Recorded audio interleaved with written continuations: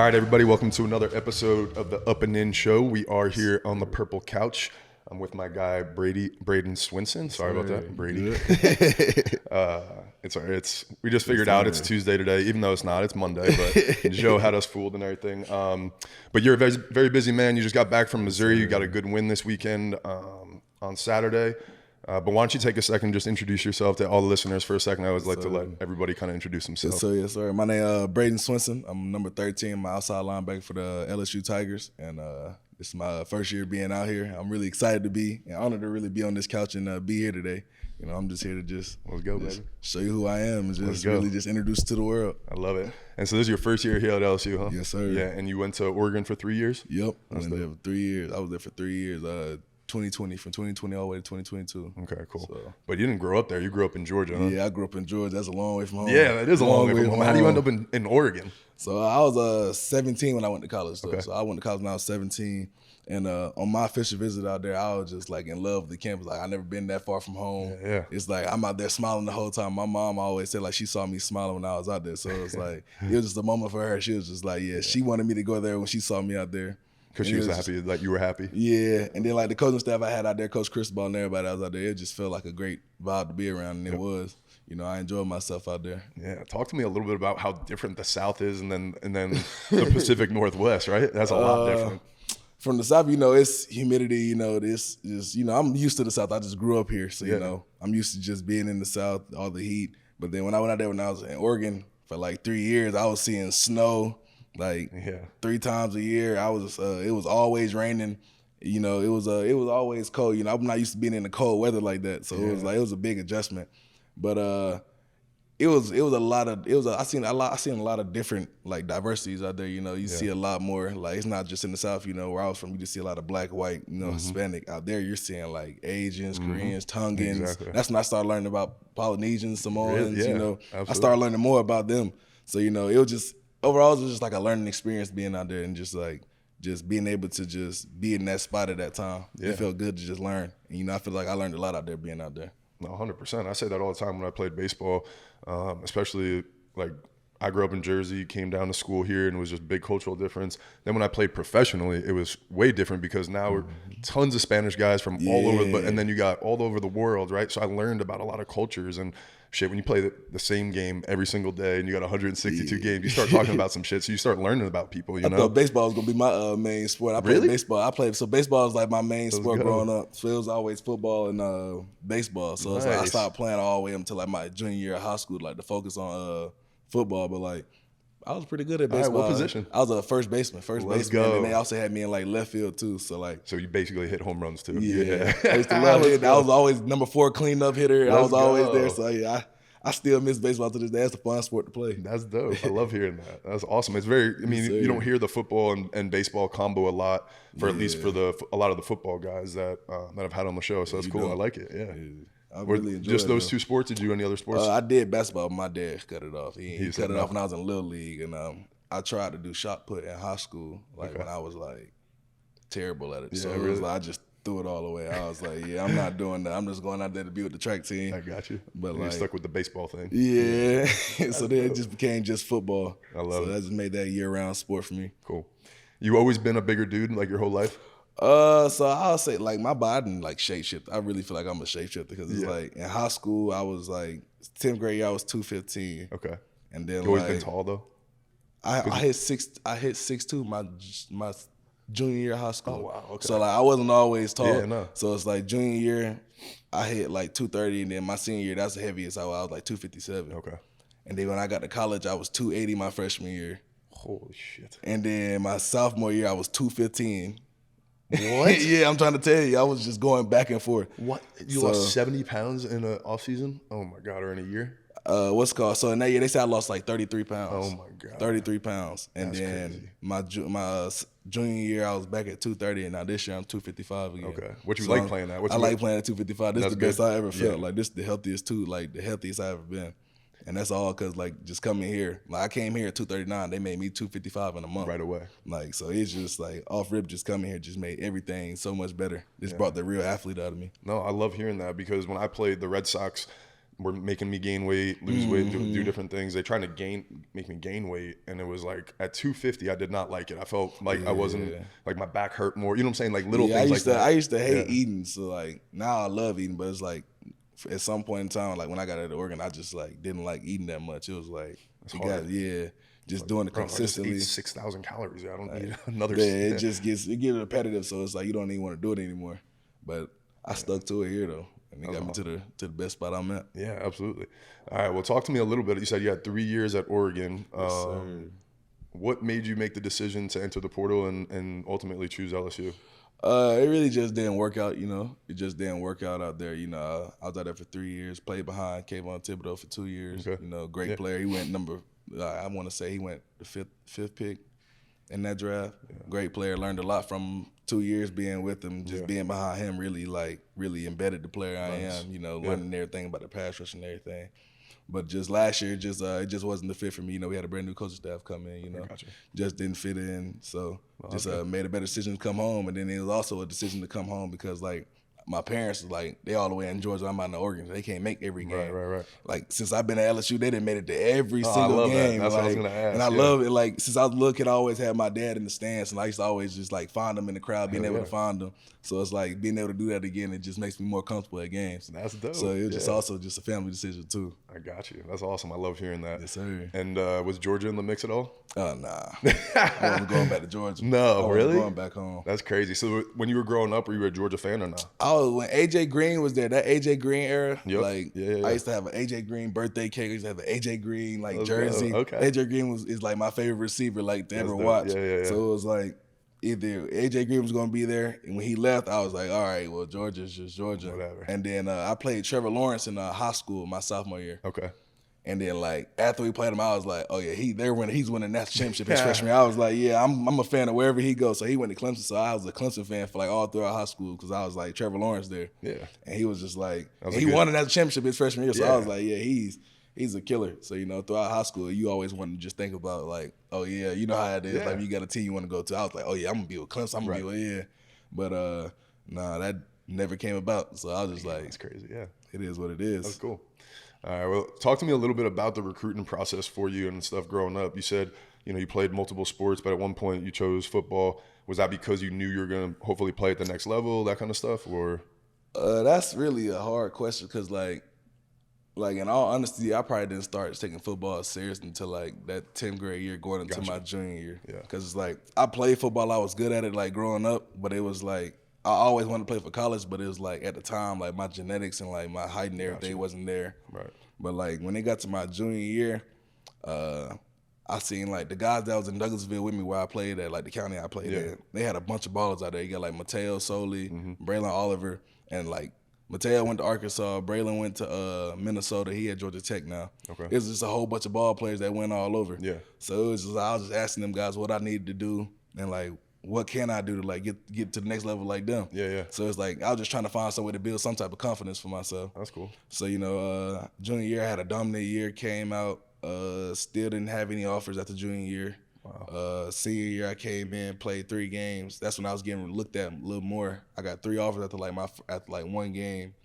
So, you know, I was just, after all my whole recruiting process, I was just a 3-star, you know. And my dad, and I appreciate my dad so much because my dad was doing the most, like, just to try to get me to these schools. Like, I remember I missed school on a Friday one time in high school just so we could drive 10 hours. He drove the whole 10 hours to Pittsburgh just so I could go on a visit. Wow. So it's like, I appreciate Dad so much. I love that. Like, that's my favorite moment of, like, that's like my favorite memory with him because he just had a 10-hour car drive, just me and him, just always talking. So, you know, just being a 3-star, you know, I didn't really have all the SEC offers. I had like ACC offers, you know. The funny thing is the only school that offered me in the SEC was Missouri. No way. So you know, that was just funny. But honestly, like my recruiting process for me, it was a humbling experience. Yeah. But it was like also like it had me hungry for something. So it's like I kept getting overlooked, you know, like everybody looked past me and everything. So it's like I just always wanted to go get it. So, I love that. So I was just a 3-star, you know. Yeah. And I made it happen. Yeah, so. Joe told me about that. This is my college football guru over here.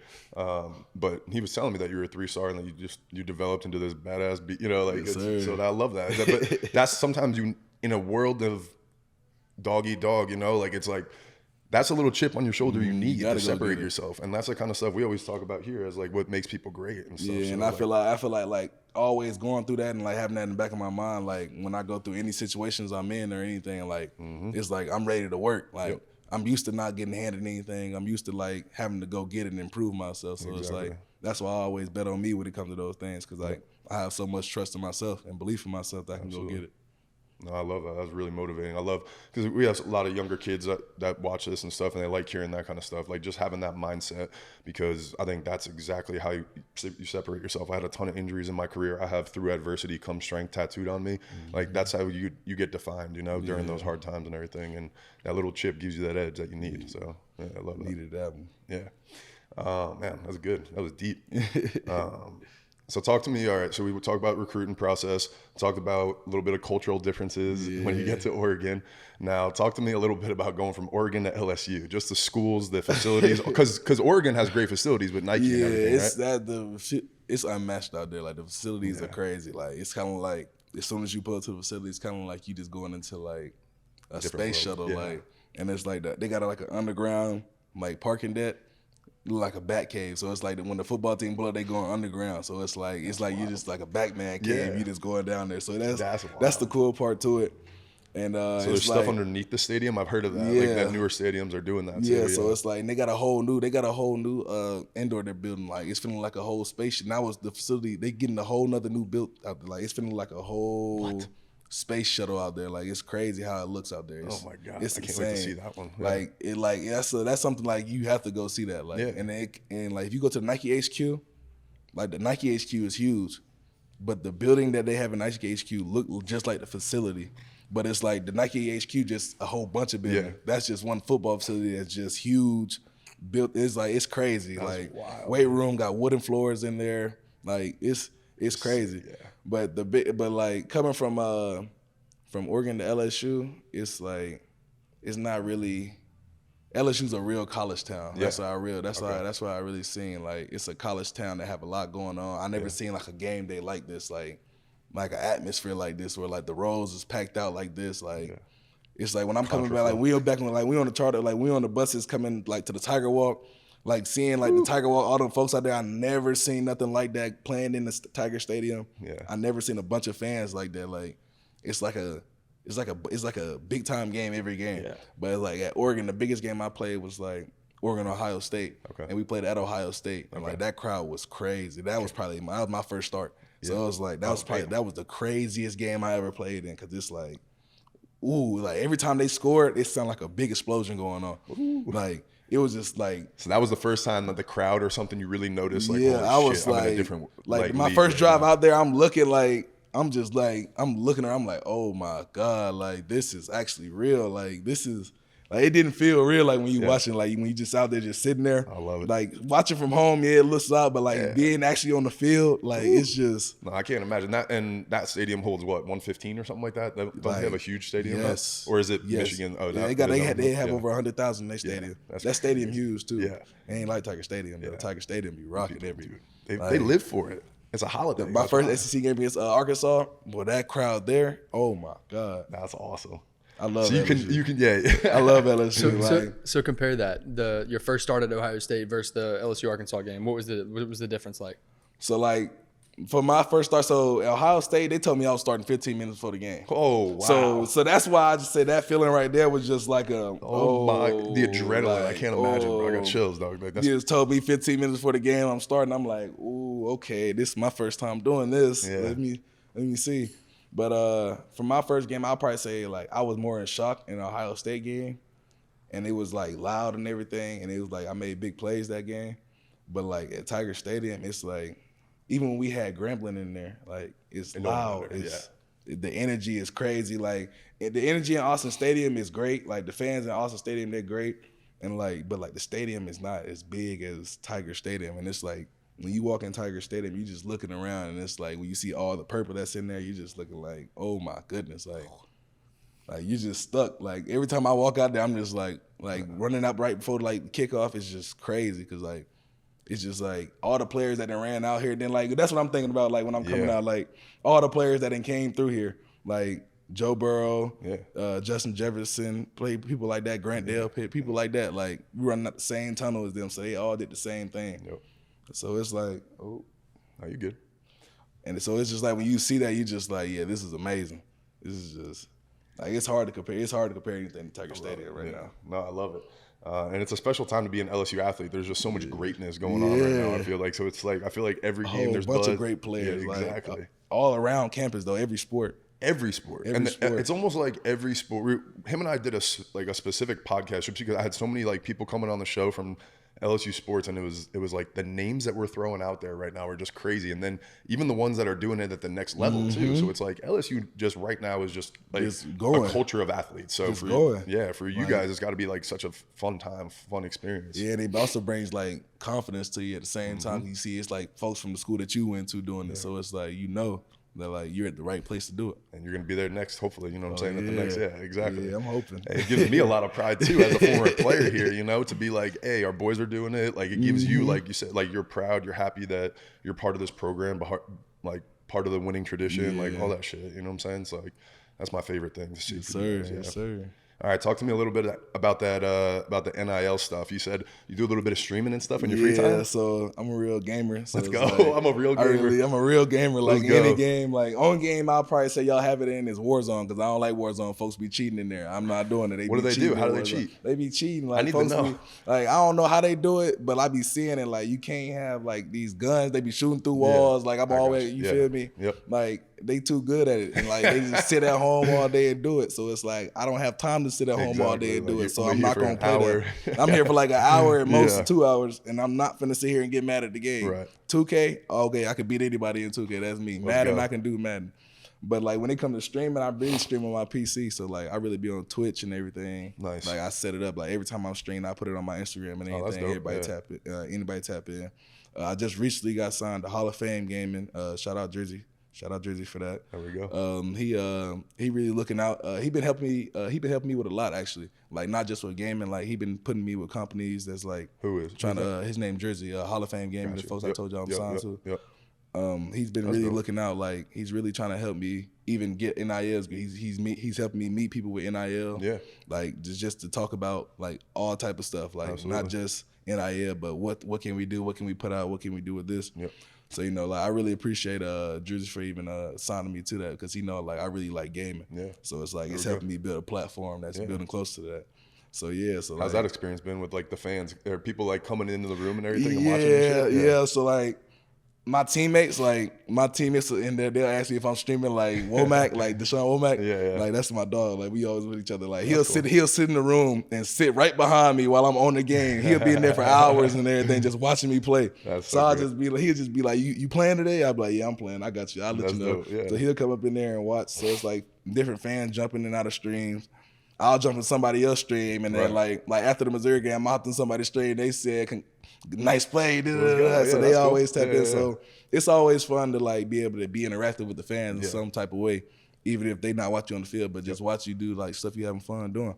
No, so that's what I was gonna say. It's a great way to connect with your fans and build your like platform. You're trying to get more NIL money and everything too. Engaging with fans are going to be the ones that always watch your stuff and everything. So it's huge. So that's really what I try to focus on. Like on my free time, if it's not school or football, I try to like get some type of streaming gaming in. So if Twitch come around this, please sign me too. Yeah, let's go. I was just gonna say that Twitch is it's purple. There's a lot of good things there. Let's go.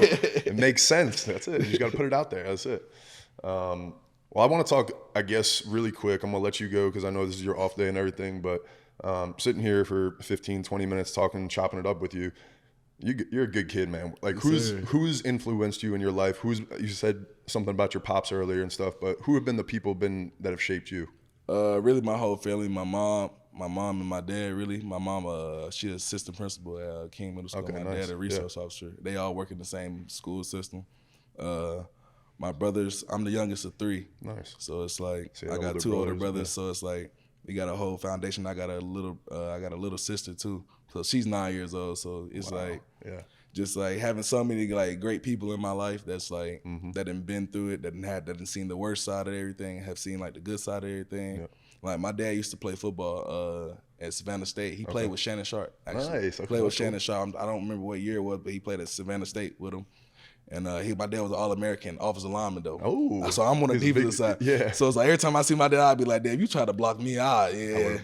So it's like it's always a conversation with me and my dad. Like we'll go back and forth with that. He'll be like, "Bradyn," he like, "I'm old school. You're not doing all that." The game was different when I played, son. Exactly. Like that kind of shit. So Yeah. Everything that's all he loved to say. But it's like this always like my dad being able to go to college, play for college football at D1 level. Yeah.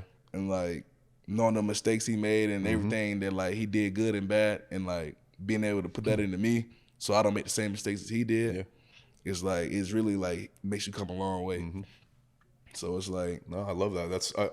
I say that all the time. People underestimate, how valuable that is to have somebody that had done it before that can give you like those learning tips and help you with your learning curve and everything too. And my dad always said that. He always would be like, I wish I had somebody to do that for me. Exactly. So it's like that's why I don't really try to take, even though like I may not like everything he say, everything that he say we may not see eye to eye on, but it's like at the same time, it's like he's doing that because that's something that he would have wanted. Exactly. So it's like he's my biggest critic. So Yeah, but that's where the love comes from. At least he probably knows you the best too. Yeah, he knows me better than anybody else. So when it comes to like game and everything, like if I have a game that I'm playing, if I feel like I ain't do that much, like he'll be the one to pull me to the side and just be like, "You did everything you had to do." Like and he'll tell me what I could have did better at, and like he just don't. He's not like a yes man. Like he don't tell me what I just want to hear. He tell me what I need to hear. Yep. So I really appreciate my dad for that. My mom too. My mom just hammered down. She really don't hammer down on sports. She hammered down on academic, on the school That's part. right. She's a principal. Yeah. So it's like every time she's like, "Can I check let me check your grades. How your grades doing?" I'm like, "Mom,